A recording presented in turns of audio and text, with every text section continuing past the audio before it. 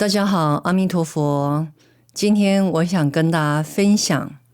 佛陀时代的一个因缘果报的故事。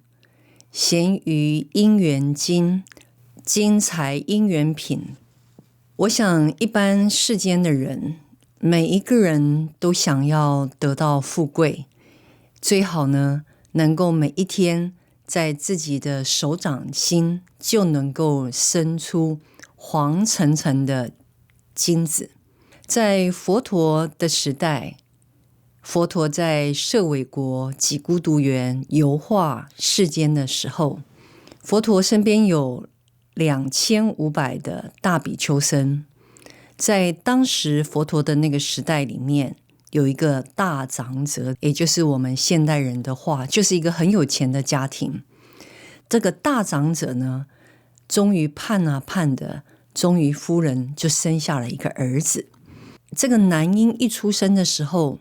就是手呢紧握着一个拳头。那这个大长者跟他的夫人看到这个婴儿是紧握着双拳，内心就在想，这是否是一个不吉祥的征兆？怎么一个婴孩出生就是手握着这个拳头呢？他们就决定要看看儿子的手相是否带有一些不祥的征兆。那这个长者跟夫人就非常的好奇，就用双手去掰开婴孩的手，发现竟然在他儿子的手掌上紧握着2枚金币。那这个夫人与这长者当然就很开心了，就把这个金币呢，就把它取了下来，放在家里的一个桌子上面。没想到他们一转头又再回来，看到这个他的儿子的手上又再有2颗金币在他的手上又出现了。那这个长者跟夫人呢，就不断的在他的手上一直拿这2颗金币，源源不断的。很快的呢，他们家的仓库装满了黄澄澄的金色的金币。那这个长者跟这个夫人当然就是非常的开心，就取了一个名字给他这个宝贝儿子，叫金财就是自动带着这个黄澄澄的金子的财宝而出生。那这个长者跟这个夫人也抚养了这个儿子长大成人。那孩子呢，当然就平平安安的长大了。那有一天，这个金财就跪在父母的面前，请求能够允许他跟佛陀出家。长者跟夫人欣然的允诺，没有阻碍他。那金财呢，就来到释迦牟尼佛的僧团，拜见了佛陀。金财看到了佛陀非常庄严的形象与容貌，情不自禁的就在佛陀的面前礼拜下去，并且请求佛陀能够接受他出家的心愿。当然佛陀看到金财的虔诚发愿，接受了他的出家请愿，就进入了僧团，成为沙弥。因缘具足，在数年之后，那金财也到了可以受比丘戒的时候。那这时候佛陀就安排了众长老比丘为金财传戒。这金财就非常的虔诚，到每一个阿舍离的前面礼拜。当他的手掌碰触在地板上的时候，自然的就又生出了2枚金币。他又在每一位比丘，他都虔诚的供养。那金财欢喜的接受了这个比丘的戒律之后，非常的精进的修行，很快的就证得了果位。那这时候阿难一直都是追随在佛陀的身边，看着这个金财比丘这么不可思议的一生，那他就跟佛陀请示了。这个金财比丘是过去生是怎么样的因缘，感得今生这样的果报，手中都会自然的生出这些金银财宝呢？那佛陀就对众比丘跟阿难开示，佛陀说，在过去无量劫91劫之前，有毗婆尸佛游化世间的时代，那时候的毗婆尸佛正在游化各国，并且接受国王的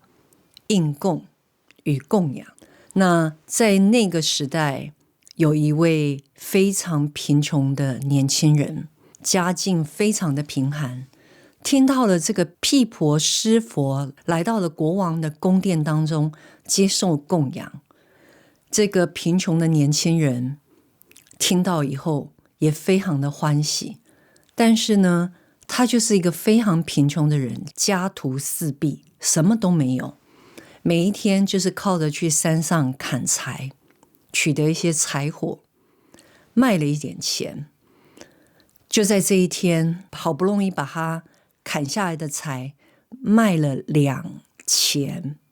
非常微薄的一点点的钱，但是他手上就是紧握的这2枚微不足道的2钱，走到了国王的宫殿外面，请求面见毗婆尸佛以及众比丘。这个贫穷的年轻人就走到了佛陀的面前，跪在了佛陀的前面，请求毗婆尸佛接受他这个微薄2钱的供养。那这个穷人呢，就把双手很恭敬的举在毗婆尸佛的前面，双膝跪下，说：毗婆尸佛啊，请你接受我的供养吧，这就是我微薄能够供养您与众比丘的钱财。当这个穷人说完以后，毗婆尸佛接受他的供养，给予他加持。释迦牟尼佛说完，就告诉了所有的众比丘说，这就是过去生中的金财比丘，他那时候就是这个贫穷的砍柴的人，他用虔诚的心，以极大的欢喜心去供养毗婆尸佛，而感得了这样的一个无穷无尽的果报。就算金财比丘今生无法证得阿罗汉果位，他这个福报也会让他90亿大劫都能够享用这个金币从手涌出，金银财宝不断绝。释迦牟尼佛告诉众比丘们，你们在未来的修行一定要力行布施供养，才能够感得生生世世的善因善果报。当释迦牟尼佛跟众比丘开示的过去的因缘今世的果报之后，每一个人都升起了大欢喜心，都证得了果位，信受奉行，顶礼而退。所以今天在这个咸鱼因缘经第8品金财因缘品里面，我们很清楚的看到，在释迦牟尼佛那个时代，就是有这样的一个长者子金财，他生生世世受用不完的这些金银财宝，就是因为他过去生中的发愿布施供养与前进的心，才能够感得这样的财富。那一般的世俗人都是非常计较自己手中拥有的财富，吝啬不愿意去布施供养，那当然你就没有办法去感得这样的一个福报。就像这个金财比丘，他当初拥有的这个2钱是所有他的身家，他非常的虔诚的去供养毗婆尸佛，而感得了这91大劫这个极大的福报。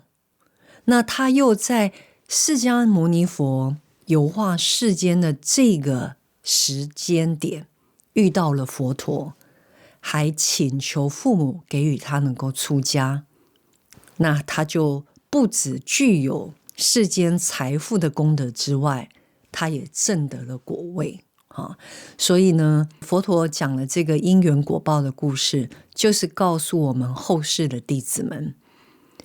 我们不要去计较今天拥有的财富是否会用光，或者是将来不够用。是否会不够用，是否会不会用尽，取决于你这当下之前你所累积的福报与功德。那今天我们都有这样的一个福报，能够遇到释迦牟尼佛的教法，也有这个因缘能够听到贤语因缘经佛陀开示的因缘故事，那我们就应该要更立志自己